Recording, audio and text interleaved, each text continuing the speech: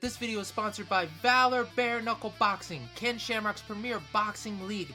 Valor BK. No gloves, no cages, no clinches, no dirty boxing. Fast-paced fighting the way it was meant to be by fighters for fighters. Valor BK. Showing off the God-given talent of fighters all around. Valor BK. Check it out.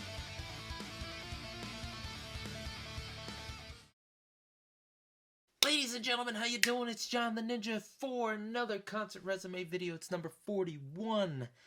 And this one is a hell of a day. You get a 2-for-1 deal with this one. Not only did I get to see the Legends, the Misfits lead singer Danzig, but I also got to meet one of the greatest NBA players of all time, a living legend, Dr. J. Let's get into it. This is a hell of a good day, and I got it all written down here. First things first, even though we're going to talk about September 8th, 2017, I need you guys to like, share, subscribe, get this channel out there, help a brother out. It's going to be a good time when I'm rich and famous and talking to all these celebrities. So guys, let's get to it.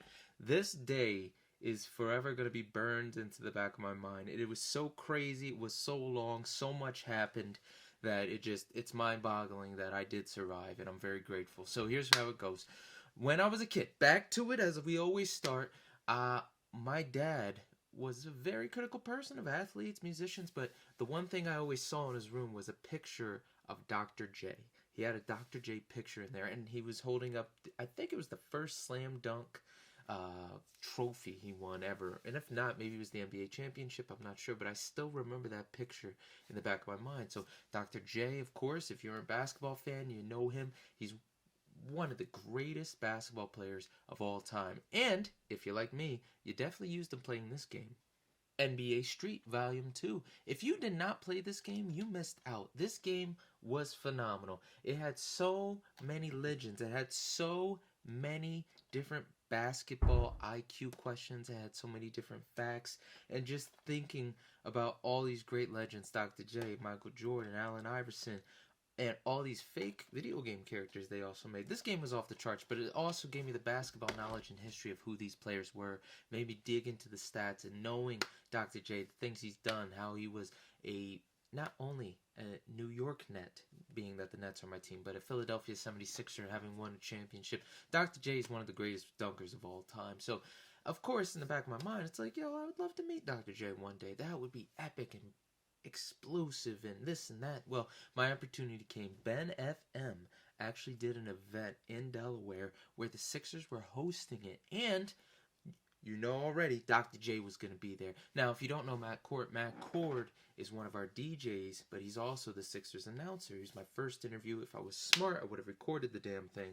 But again, young, dumb, didn't know any better. But damn, he gave me a really good interview, and I had some really good questions. Turns out he's a philosophy major. Go figure. You never know what you're going to run into. So, with that said, it's another night. I think I worked all night. I got up early to go to this event. We drive to Philly, then we drive to Delaware, all hands on deck, and it's at a Chase building. I don't know specifically where. I just remember that it was for the bank at that place. So we set up, we got some basketball hoops, and the Sixers throw out all the stops. They got some Sixers cheerleaders there. They got the Sixers drumming band there. So we're setting up, everything's ready to go, and then the crowd, the workers start coming out. This is a more of like a thank you from Chase to their particular group. Now, if it's not Chase, I apologize. Correct me in the comments, but that's what I remember. So the ball gets rolling, World Be Free is there, and you know everyone's anticipating Dr. J to show up. So we're all having a good time, and of course they have a game of 21, which I helped with. I wanted to shoot and play myself, but I was just passing the ball. But there was also another moment where the Sixers, the drum line actually came out, and I actually drummed with them. If you guys didn't know, I did band, and I also have some drum skills, not many, so I just stuck to the bass. And I did, for some forsaken reason, get on the toms, but I had no business doing it. But I exchanged numbers with some of those people. I was trying to flirt with one of the dancers. There was a guy dancer and a girl dancer, and I was trying to flirt with her. That did not go anywhere. I was trying. But my friend Natasha, she was a Sixer cheerleader, and she was giving me pointers. Oh, she likes this and that, and try this, and it didn't work. But Natasha, thank you so much. She gave me one of the best compliments. She said, thank you from the funniest Puerto Rican coworker I ever had. So I'm hilarious when I'm outside of work.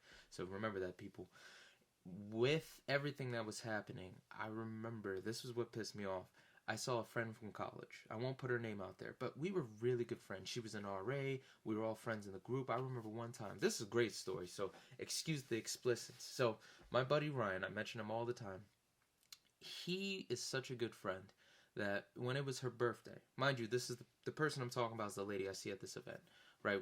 We are close. So it's her birthday. Her boyfriend lives in Delaware, and we're up in, near King of Prussia area, the Villanova area. So she really wants to see him. So Ryan gets the great idea because, we're all a group of friends, He's like, you know what? I'm going to go get her boyfriend, and I'm going to bring him up, and then, she'll have a great birthday, and then I'll drive him back the same day. He has a wonderful idea. The problem is the bastard doesn't tell me or other roommate Cameron that he's doing this until the last minute. So I go to my room.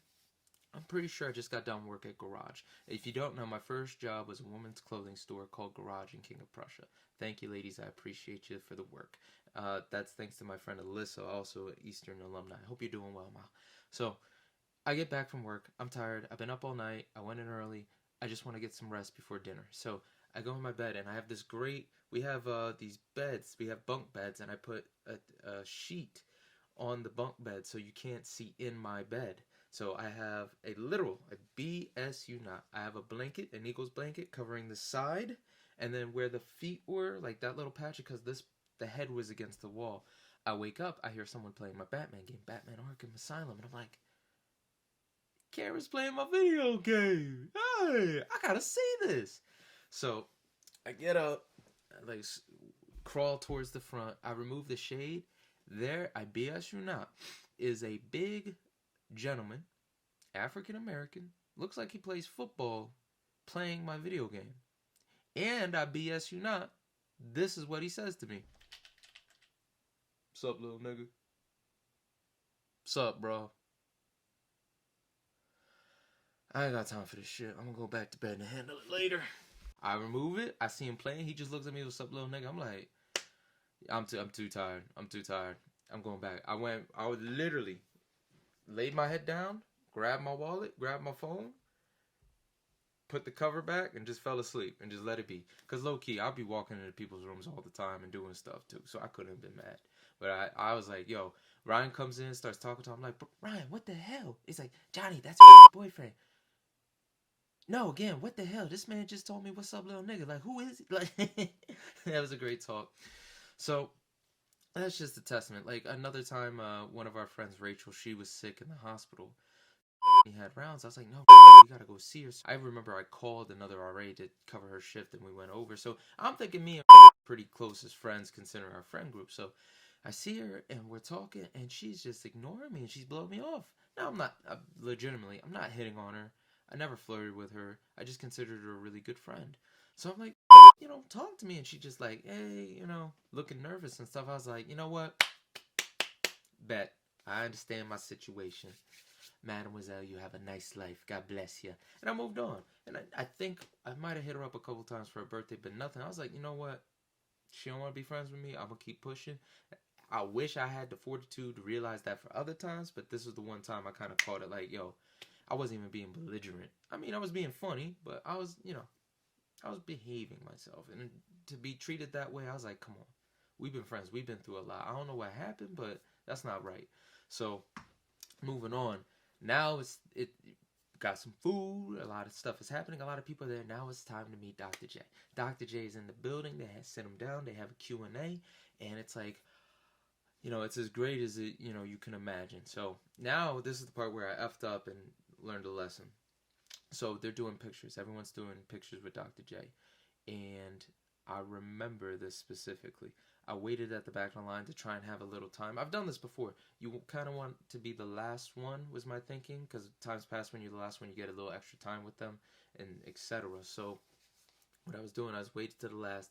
Everyone got a picture. Of course, Andre's in front of me. If you guys don't know Andre, you should have saw the Foreigner video. But so anyway, we're there. Andre gets his pictures, and then they go, okay, everyone, group picture. I'm like, what the hell? What about my single picture? Everyone else just got a single picture. Why can't I get a single picture? I literally had a moment where you're a grown person, but you feel like a child. And I know you guys notice this, like, especially for people that are in love. You could be 30, 40, 50 years old, but something will happen and your emotions will take you back to like when you're a teenager and you're overthinking shit or you're doing this and that and you're like, I literally had that moment. I'm just like, yo, how they gonna really play me like this? Like, how's everyone? I don't like being told no in a certain way. You could say no to me as long as you don't say I can't. You know, it's one thing to say you can't and nobody else can't, but it's another thing for me to see other people do it, know other people do it, and then when you tell me no, I take that personally. I take that. Sometimes it's not even a racial thing. It's always been like, see, I'm tongue-tied. I'm so upset about it. I've had moments where I've seen other people do it, or I know other people have done it, and then I'm the one that gets told no. So I got there. I got in the funk. I was like, you know what?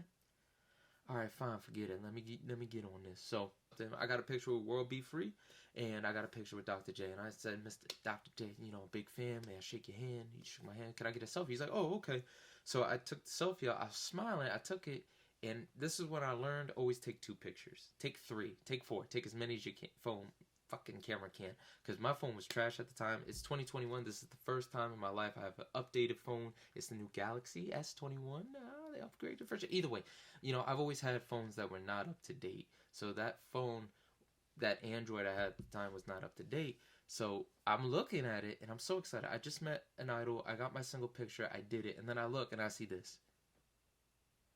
And Dr. J looks like, what the fuck are you doing?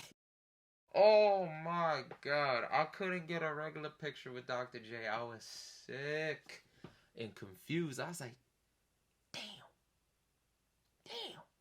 But nonetheless, I met Dr. J. We cleaned up. I was very ecstatic about that. And on the drive back, I think it was me and Jesse. I'm pretty sure I drove back. But I was very like, I really just did that. That's pretty awesome. You know, I had a goal and I accomplished it. And I'm very thankful for that moment. That was one of those getting to meet your idol moments. Even though he doesn't look too impressed in the picture, you know, I got to meet him. And no one can take that away from me. So I'm very, very thankful. You got to remember, even if it doesn't feel like a win, sometimes there's certain wins where it's cemented in history. And even if everyone else forgets it, you've got it. So take that. So I drive back to the station, and my spot at WMMR Studio R, I've slept in there. I've spent so many hours in there practicing. I had a freak out in there, like banging on, you know, the console, like, why can't I get this right? You know, I've played so many vinyl records in there. So the biggest pastime I would do is I would sit down, put on a record, and just like lay back and sleep while the turntable was going. And that's the same turntable you hear every time WMMR plays music. So I've had a lot of time in that room, especially as an intern, as a worker. Even now when I go and sit in there, I can remember. It's like going back to an old dojo or an old basketball stadium or a court you used to play at all the time. You just remember those moments. So I'm in there, I'm tired, and I remembered seeing Danzig of the Misfits. They had free tickets on the table. So I was so tired. I was just like, oh, I don't know if I'm going to go. It's at the Electric Factory, and I don't know if I have money for parking. And I was in my head, but I was like, you know what? What did I say? Stormship Troopers, if you have an opportunity, you should try. So I ended up texting almost everybody on my phone. Nobody responded. But the grace of God, and this is where he comes in. Uncle Walter responds. Uncle Walter Hackett hits me up, and he's like, yeah, sure, why not? And I was like, God damn it. I was ecstatic. So we set up a plan. Let me see. I believe the show was supposed to be at 7:30. So either way, we hit him up. I was like, yo, bro, what time's the show supposed to be? You know, he said, come to my house at this time. Now, he lives in Elmer. Now, that's like maybe a 40-minute drive, maybe 30-minute drive from Philly. I'm at MMR now. I'm on the outskirts of Philadelphia. So I made this plan. Let me come meet you there, and then we'll go into Philly, and then blah, blah, blah. I'll leave my car at your house. He said, good plan, because I didn't want to really take 2 cars and then separate. So what I ended up doing was I got up. I said goodbye to whoever the jock was at the time, and I started driving back. I got across the bridge, and around that first exit, 56, I passed out. I couldn't do it. I was so tired. I was like, you know what? I got to pull over the side of the road. So I laid down for a bit. I woke up. I started driving again. I started getting blurry-eyed. I was like, I can't do it. Pulled over again. Slept. That was probably exit 50. And then I drove all the way down. I think Elmer's exit 43 off Highway 55 in New Jersey. But I do know in the notes, and I lied to you not, I was so tired. Again, you got to remember, I'm working overnight, so my sleep schedule is absolutely effed. There's no coming back from it. It's like you're always perpetually tired, even on a day off. So I fell asleep 3 times, not behind the wheel. I fell asleep 3 times coming back. I would pull over, pass out, and then when I got to his house, I'm pretty sure I fell asleep in his driveway. So, anyway, Walter invites me in. We got the tickets. As soon as he's ready, we head straight to the Electric Factory. And this is what, I BS you not, this befuddled me. He parked at the Electric Factory. I did not know you could do that. Every time I had a show at the Electric Factory, I would park somewhere else in the city. Stupid of me. But if you ever go to the Electric Factory, the now Franklin Music Hall, there's parking. Just keep that in mind. Get there early, you'll get the parking. So, basically on the way from Elmer to there, John was... I was passed out. Even when we woke up, we walked inside, and we were like the first people in there. Man, I tell you, no lie. It was pretty empty. It was pretty dead. And they had a couple of bands, but the one band I know for sure that was there was Corrosion of Conformity. It said the Moros were there and the Mutoid Man. That band was there too, but when we got in there, it was pretty much Corrosion of Conformity. So, I get in, I'm a little tired, but, I'm with Uncle Walter. Danzig supporting this album, Black Laden Crown. Absolutely love this shirt. And it's one of 11 stops on this tour. So I was talking to Walter about it, and Uncle Walter tells me, it's like, yeah, the Misfits and Danzig were a huge thing back in the 80s. He was part of the OG comic book scene. You want to talk about the 80s when comic books ruled the world? He was part of that scene. It was nothing but metal music, and comic book stores, man. And he was part of that scene. He knows everything about Marvel, DC, all these comic books, wrestling. Like, I can't tell you how amazing it was the first time I met him. It was for WrestleMania. There's a story I'll tell you guys later about how me and Zach became friends. I pretty much just, uninvitedly went to his house for WrestleMania. But same thing, the next year, Uncle Walter hosted WrestleMania, so we went to his house, and it was amazing. I've never seen so much cool memorabilia, a guy who knew everything about the stuff I loved. Music, wrestling, comics. Superheroes, nothing could be better. So that was pretty trippy. So he was telling us like how he really wanted to see Dirty Black Summer, and he's happy, and he's always, thought he should see Danzig, but never really had the opportunity to, so he's like, I better do it now. So it was pretty cool. So, this was our first outing by ourselves.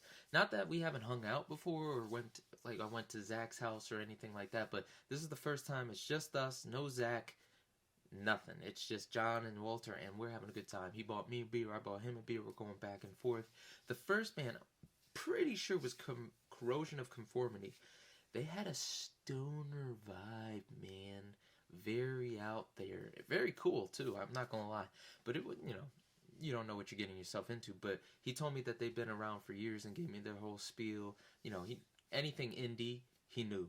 So we were talking about that, and there was a moment like after that band played, I was still in a Ben FM t-shirt, and there was these 2 hot chicks. They were taking a picture, and I walked up behind them and photobombed them, and they're like, "Oh, you jackass!" They didn't spill no beer on me, but it was like a petty thing. But me and him, we're just taking pictures, we're having a good time, and our spot. If you've ever been to the Electric Factory, you got the stage here, you got a very long corridor going backwards. There's an upstairs and a bar, upstairs bar and downstairs bar. And if you watch my Skillet video, me and Aj were on the upstairs bar at one time. But we were on the other side at the downstairs bar, and that was pretty much our spot for the night. So it was so fun.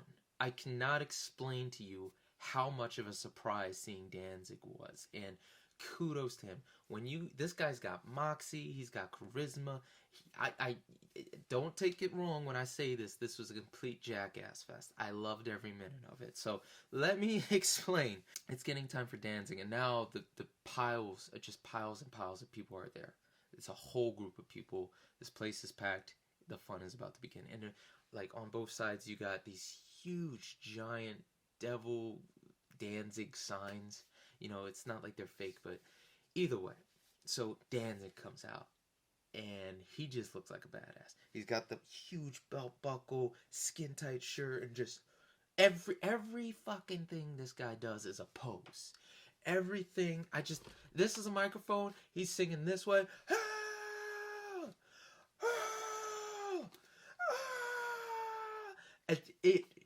I lied to you not. Tough dude. Don't BS him. He is a black belt in martial arts too and can totally kick your ass. He's tough as nails. So I'm not saying this just to piss on him. The dude can legitimately fight and kick your ass, even though, people say what they will. It was just a spectacle I truly enjoy. He'd be like,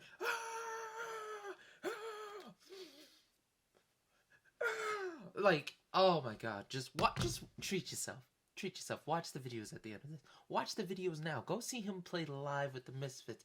It is great, but when I say the vibe was there, the vibe was there. This guy came to kick some ass, and him and his band, they did it. Phenomenal, phenomenal players. I can't express that enough. So they come out, they're starting to play the first two songs, and you can't hear him. Apparently he doesn't do sound check. He just showed up. So I'm guessing the sound guys had to just guess and figure it out. So when they were, they stopped the songs, I was being an asshole and be like, turn up the mic! Turn up the mic! Especially Danzig's! So after 2-3 songs, they fixed it. They got it. We were good to go. So now there's a whole bunch of songs by Danzig, and I didn't have any albums for him, but everybody knows Mother, one of the greatest riffs of all time, and of course you're going to see that. But in college, I found a song. I was just on my computer, and I was just wondering, I was like, I wonder if there's any songs that start with No Way Back from Hell, or like, that just sounds like a great line. So I typed it in the YouTube. Lo and behold, Danzig had a song called No Way Back from Hell, and it's freaking great. It's one of the best riffs. I love playing it. So with that said, we're there, and they're just running through songs, but finally they play Dirty Black Summer. So now Walter's in it, and he's like, yes, yeah, we did it. And of course we're taking pictures, just drinking, etc. Pictures with the beer, fun faces, no faces, mean faces, but it was truly an awesome time. But these two songs, I lied to you not, these two songs caught me off guard. And I had to videotape them.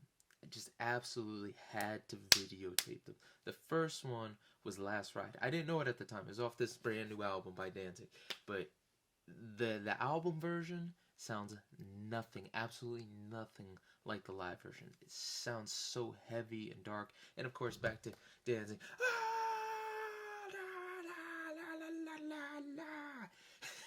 Could not understand shit he was saying.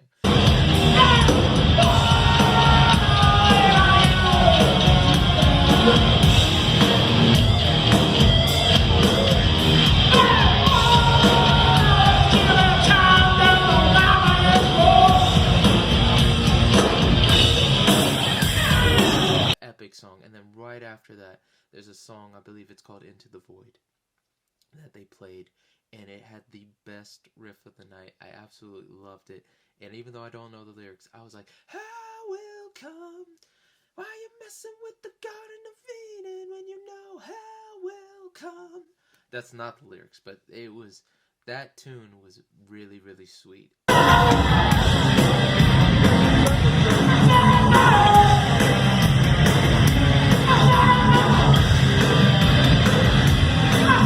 And I made it a point to remember. It took a year. I think it took a year to find. I was playing this game called Shadows of the Damned by Suda51, and I found it on YouTube while playing it, and I put it on repeat over and over and over again. So Danzig definitely had my heart that night. And then, of course, we're getting near the end. They asked if we wanted to hear one song or another. It was between Long Way Back from Hell and another song. And of course, I'm being belligerent, like, Long Way Back from Hell. He's like, okay, Long Way Back from Hell. Of course, I spazzed out and was all like giddy. Now, looking at other set lists, they played that song anyway, so I guess they play it every night. But, in the moment, you're like, yes, Derek, thank you, God. It's a long way back from hell. Stuff like that. So, at the end, they play Mother. And it kicks ass, of course. But that's when most of the crowd leaves. So I'm talking to Walter. I was like, yo, Uncle Walt. I didn't say Uncle Walter. I didn't even call him Uncle Walt at the time. Now I do. But I was like, yo, Walt, let's go into the crowd. So we end up getting really close to the stage. And I'm pretty sure my phone's dead at this point. We get really close to the stage, and, you know, they're playing their asses off, and it's great. It is phenomenal. So Danzig says, good night, Philadelphia. Have a great life, blah, blah, blah. He leaves. I think we tried getting a pick. I definitely 100% was very fortunate to get this list. So basically it's when they go to the shows, there's a list of things that happen. So this particularly says Danzig, Friday, September 8th, City of Philadelphia, venue Electric Factory. And if you look in, it gives you the times of when they load in, when they're supposed to do the sound check. I think this was dinner. Yeah, B.O. Bring O. I don't know what B/O means. Bring your own? I don't know. But doors were at 6:30. And then you had these other bands go on, and Danzig went on at 10:20. So after show, leave at 4 a.m., drive 95 miles to Syracuse. That sucks. That sucks. And whoever gave me this probably got in trouble because they probably needed this. But, yo, 95 miles to New York, Syracuse? If you've never been there, it's like literally somebody went into the middle of nowhere and said, let's put a city here. But yeah, Moros, Moitoid Man, I don't even know. Why do I keep on messing it up? Corrosion of Conformity. And then Danzig. Definitely one of the best shows. So I get the set list. We go to the merch table. I have to buy this. I didn't buy the CD. I'm still thinking about buying the CD. But I had to buy this. It's such a kick-ass shirt. Of course, you know me. I love women. So, you know, seeing the girl like this, I'm like, you know, that's what's up. So we go outside. And we pretty much circle around the Electric Factory. There was a dude there that I met at Slayer. His name was John. He's in a wheelchair. And it was good reconnecting with him. It was like, dude, how you been? Is everything all right? And then there's another guy. We were talking with him, and he's explaining like how his boy works for Danzig, and Danzig likes brunettes. And Denver goes into soundtrack. If anybody knows, please check me on it. Leave it in the comments. Let a brother know. So anyway, it was really fun. We hung out a little bit, tried to see if they were still there. I think they left, and then we left from Philly to go to a diner. So we ate there. I might have been really tired. It might have been passing out. Again, I don't remember. But we drove back to Walter's house. We did our goodbyes. I thanked him so much. I got in my car. I know I fell asleep behind the car before I got driving. And then when I woke up, it might have been morning. I'm not entirely sure. I do remember going to a show with him and then waking up in the morning and then driving home. But I don't think it was this time. I think this time I did a nap. Woke up probably around 3 or 4. And then I drove home. This is a normal instance of me sleeping in my Volvo. May she rest in peace, the S40. Had her since high school. She got hit a couple months ago when I was at work. It was parked. She was a good car. But I slept in that car all the time. There'd be shows. The last show I remember I fell asleep, I went to Firefly 2021 by myself. And I drove back and I fell asleep at a Wawa. And I slept there almost all night. And then I drove back. You gotta be careful. Get your sleep, guys. Whatever you do, there's nothing more scary than falling asleep behind the wheel and then waking up and realizing you're lucky. It's no joke. So definitely 100% be careful, guys. So let's get to it. That was one of the best days. September 8th, 2017. One of the best days of my life. Let's do Corrosion of Conformity. Let me see if there's anything else I want to put. Nope. Hell of a night. Corrosion of Conformity. They did Bottom Feeder. El que como abajo. I don't know why that's on there. Maybe it was in Spanish on the album.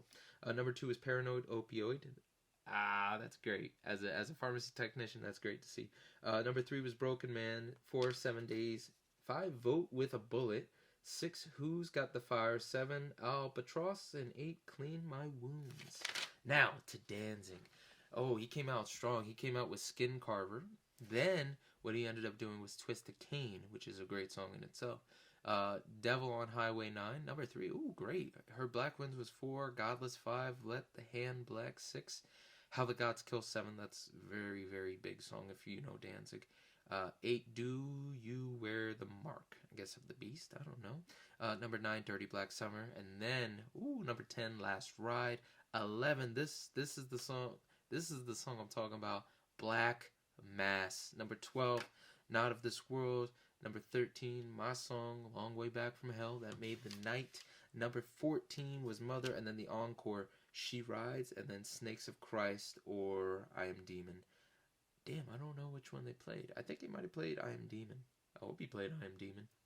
But, ladies and gentlemen, that was Concert Resume number 41. one of the best shows of all time. One of the greatest days of my life.